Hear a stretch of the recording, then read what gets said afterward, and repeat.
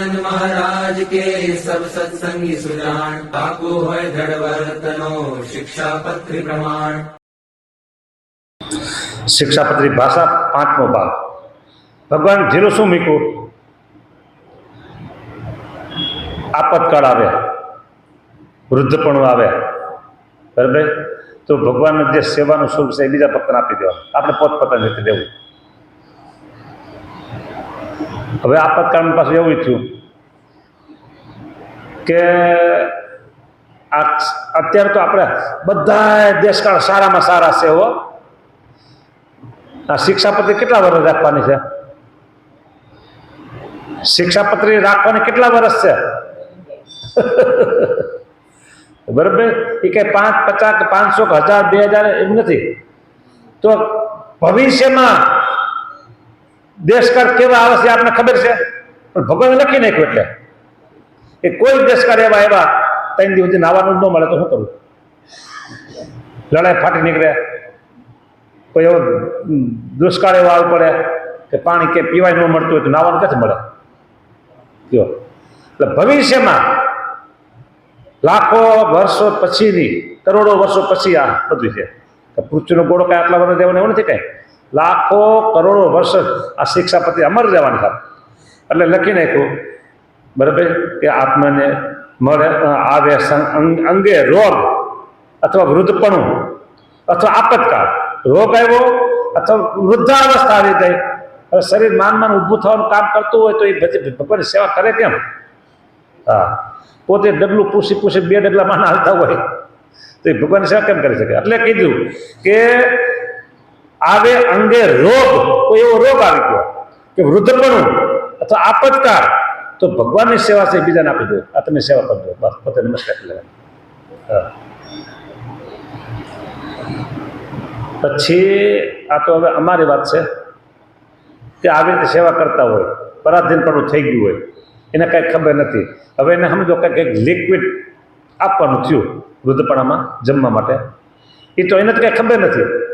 પછી એની સેવા કરતા હોય એને ખબર હોય કે આ સ્વામી અથવા ગુરુ અથવા ફલાણા જે કોઈ છે એ આવી રીતે ભગવાનને ધરાવીને કોઈ જતા નહોતા, તો પછી એ સેવા કરતા હોય એ ભગવાનને ધરાવી, પાછું જેના એના ભગવાન જે રોજ પૂજા સેવા કરતા એને ધરાવી અને પછી એને આપતા હોય છે।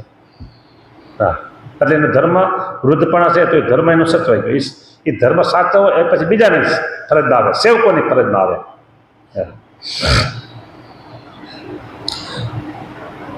તેમાં ન શકો મુહૂર્તિ સેવી રે, ત્યારે બીજા તે ભક્તને દેવી રે, એમાં સમજી સર્વે સુજાણ રે, વર્તો પોતાની પહોંચ પ્રમાણ રે, પોતા જેમ દેવાય એમ રહેજો કે કૃષ્ણ મૂર્તિ આચાર્ય જે આપી રે અથવા હસ્તે કરી થાપી રે,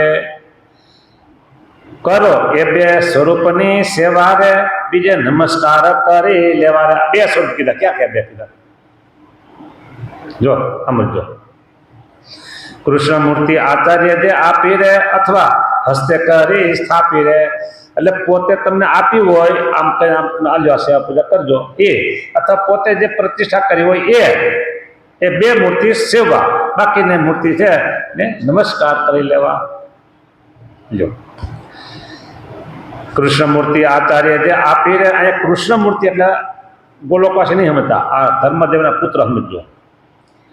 કૃષ્ણ મૂર્તિ આચાર્ય જે આપી રે અથવા હસ્તે કરી પોતે સ્થાપી રે, કરો એ 2 સ્વરૂપની સેવા રે, બીજે નમસ્કાર કરી લેવા રે। પ્રતિષ્ઠા ન થઈ હોય તો નમસ્કાર કરવા, પછી એને સવારે સાંજે આરતી કરો, થાળ કરો ને આ બધું કરો, જગાડો પોઢાડો વાઘા એ કરવાની જરૂર રહેતી નથી। જો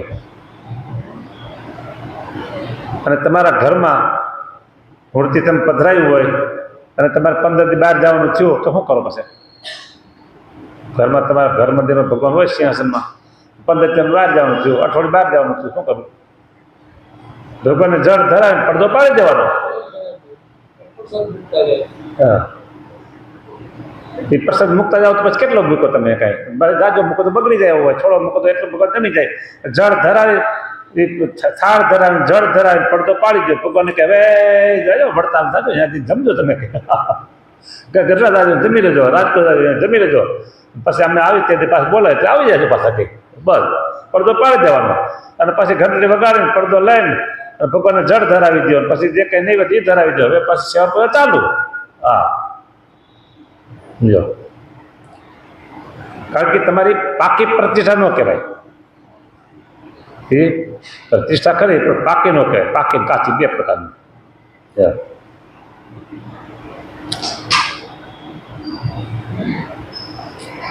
કરો એ બે સ્વરૂપની સંધ્યાકાળે સહુજન મળી રે જવું હરિ મંદિરમાં વળી રે સંધ્યાકાળ થાય તો બધા ભેગું થઈ જવાનું ઉચ્ચ સ્વરે કરો ત્યાં કીર્તન રે હે તે હરિના નામનું ભજન રે ઉચ્ચ સ્વરે કહ્યું હા નવીન ધીમો તસમાનવ એમ નહીં મરતા નહીં ઉચ્ચ સ્વરે કથા વાર્તા ત્યાં કૃષ્ણની નિત્ય રે કહેવી સુણવી આદર સહિત રે પછી કથા વાર્તા ત્યાં આજે કૃષ્ણની નિત્ય કહેવી અને સુણવી આદર સહિત બધા કથા કરવા જાય તો પછી સાંભળે કોણ અને બધા સાંભળે તો કથા કરે કોણ એટલે કરવી ને સાંભળી બે બસ તાલ મૃદંગે કૃષ્ણ કીર્તન રે ગાવા જન ઉત્સવ ને ધન રે તાલ મૃદંગ વાજિંત્ર સાથે કીર્તન કરવાનું મારા જન કહ્યું જે મેં આગે રે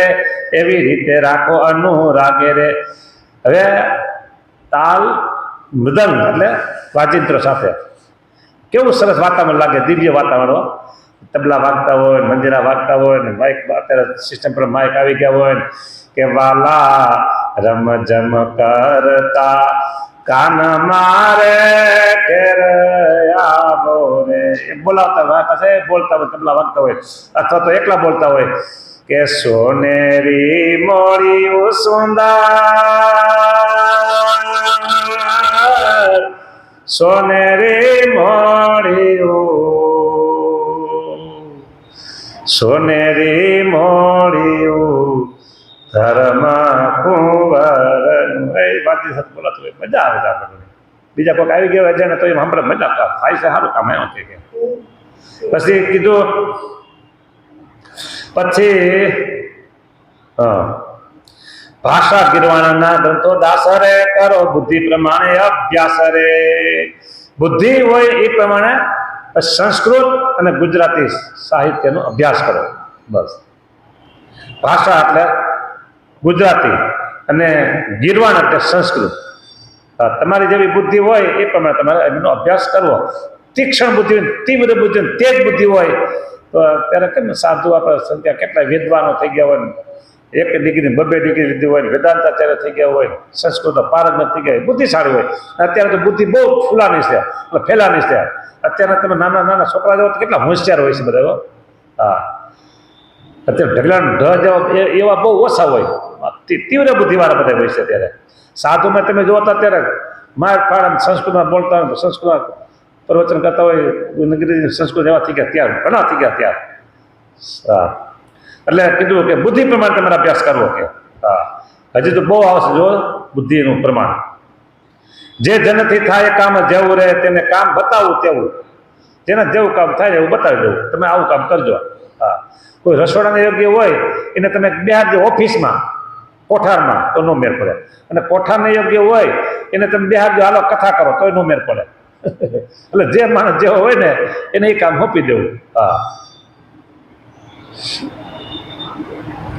જે જનથી થાય કામ જેવું રહે તેને કામ બતાવવું તેવું રહે તે પણ પ્રથમ વિચારી લેવું રહે પછી કામ કરવા સોંપી દેવું રહે પેલા વિચાર લેવું કે આ કામ પાડશે ને આના માટે આ કામ બરાબર છે ને એમ વિચારી લેવું હા સીધે સીધું નહીં હાલો તમે બેસી જાઓ કોઠારમાં તમે બેસી જાઓ ઓફિસમાં તમે બોલો મનો પૂજામાં આરતી કરવા હવે આરતી ઘંટડી આમ વગાડે તો આરતી ઉભી રહી જાય ને આરતી ઘંટી ઉભી રહી જાય એને તમે દો કે હા એને તમે કહો જાઓ ગાયું ને ગૌશાળા હાથો તો એ તરત એ બરાબર છે કે પણ તમે આરતી ઉતારો તો એ નો મેર પડે એટલે દરેક પ્રકારના માણસો જોઈ સમજા ને હા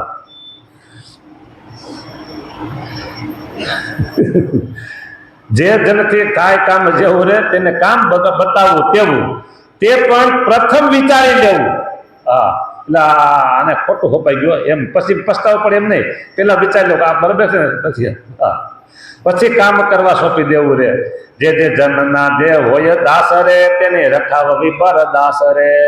પછી જે માણસો તમારા ગ્રસ્ત ના લાગુ પડે, બરાબર, તમારા નોકર ચાકર જે દાસ રેખા છે, કામકાજ કરવા મજૂરો છે, એને પછી તમારે સીધું કામ કરાય જ નહીં ને. કહ કાઢી લો પાસેથી કે અમને ને, અને આપણે 100 રૂપિયા આપી છે ને તો 100 રૂપિયા કહ કાઢી લો કે. હા, એમ નહીં. હા, એને તમે કામકાજ કરાવો એની મર્યાદા પ્રમાણે, અને એમ લાગે કે આ બિચારો વધારે છે હોય લો, અને તમારી પાસે ભગવાન રાજુ આપ્યું હોય તો એને લગ્ન પ્રસંગ હોય, ભણવાનું હોય, ત્યારે છોકરા સામે જોવું કે ને. હા, તમારા છોકરાનું કેમ છે એ ભરવાનું કે ના ના તમે ચિંતા કરો માં, કેટલા ભરવાના છે હું ભરી આવીશ, એમ કરવું જોઈએ. લગ્ન પ્રસંગ હોય આ બધું ત્યારે સમજે ને, આ બધું જ આમાં લખ્યું છે. જો હું કીધું સાંભળો, જે જનના જે હોય દાસ તેને રખાવી બરદાસ, બરાબર. અન્ન વસ્ત્ર શક્તિ પ્રમાણે રે આપી સુખી રાખવા સુજાણ. ઓલી મજૂરી તો આપો છો એ સિવાયનું અન્ન આપો, અન્ન આપો, વસ્ત્ર આપો શક્તિ પ્રમાણે, મજૂરી સિવાયનું.